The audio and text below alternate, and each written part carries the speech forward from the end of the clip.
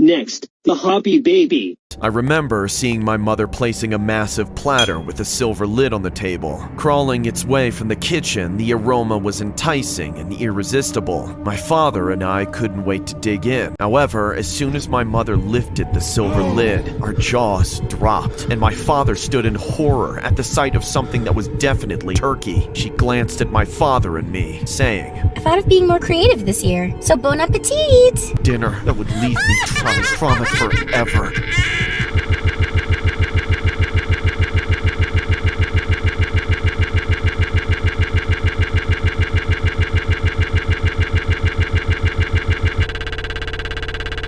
From an adorable pet to a nauseating human of Bowser Jr. hot sauce eyes beef. Traumatized forever. Trauma forever.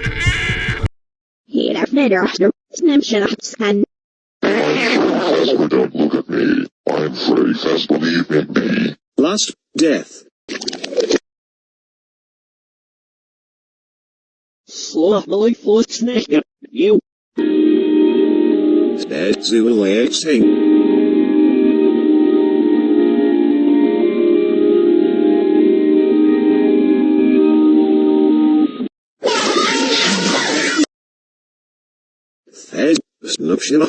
Dream, Louie? Isn't there anything you'd want more than just sitting around here all day? Teary-eyed, my mom asked. Your mother's right. There's gotta be something, my dad said, eyes scanning the four corners of my room, apparently disgusted. However, I remained fixated on the TV without glancing at my parents and replied, Nope, I'm happy with the way things are. Why, you little shit! I ought to beat the funnel cakes out of you! I knew my dad wanted to hit me, but my mom was always there to stop him. Since that day, it became a daily routine for my parents to knock on my door and into the room, just to give me one hell of a pep talk. And the worst part was that I had to endure it every day. However, as the weeks passed, I eventually got used to it.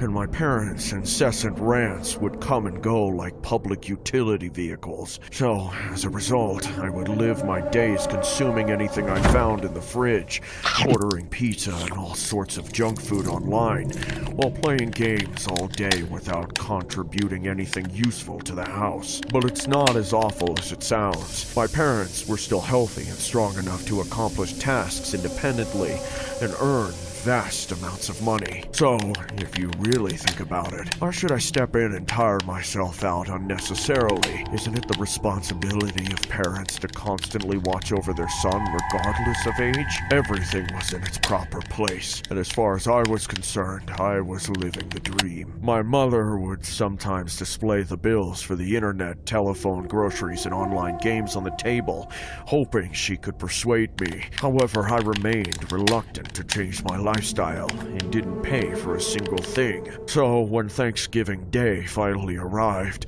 I yelled at my mom to bring me my favorite dinner.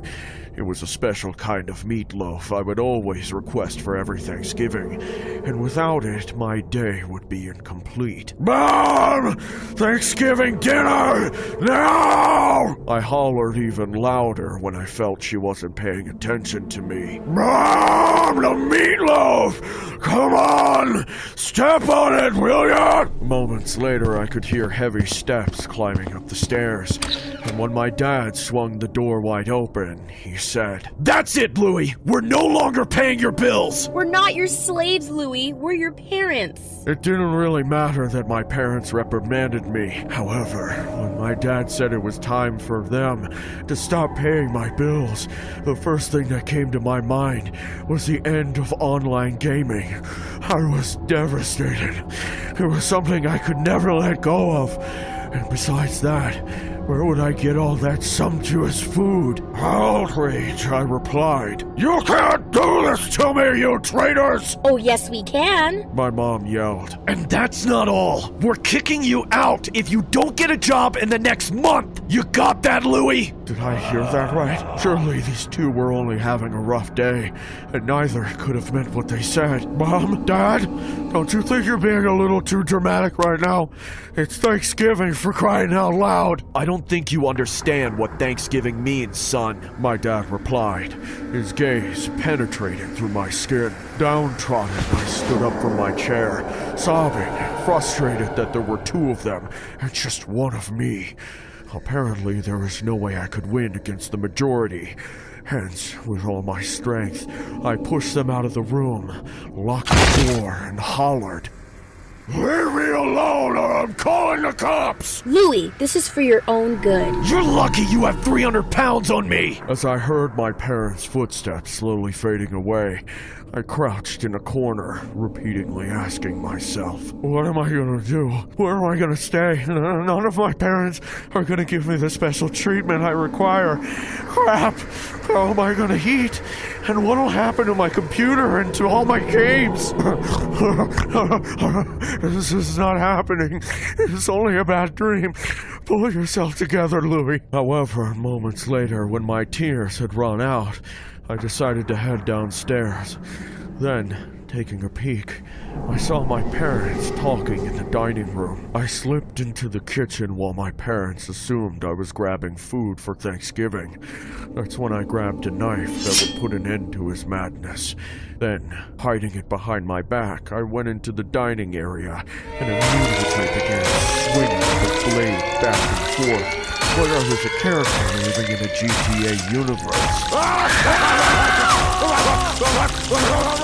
Suddenly, it was silent. There was no one to tell me what to do. And finally, I was free. And so, wearing my blood-stained clothes, I brought out my console, sat on the couch in the living room, and began playing games. A few minutes later, I put down my controller and started eating my mom's delicious meatloaf. Then, when I finished,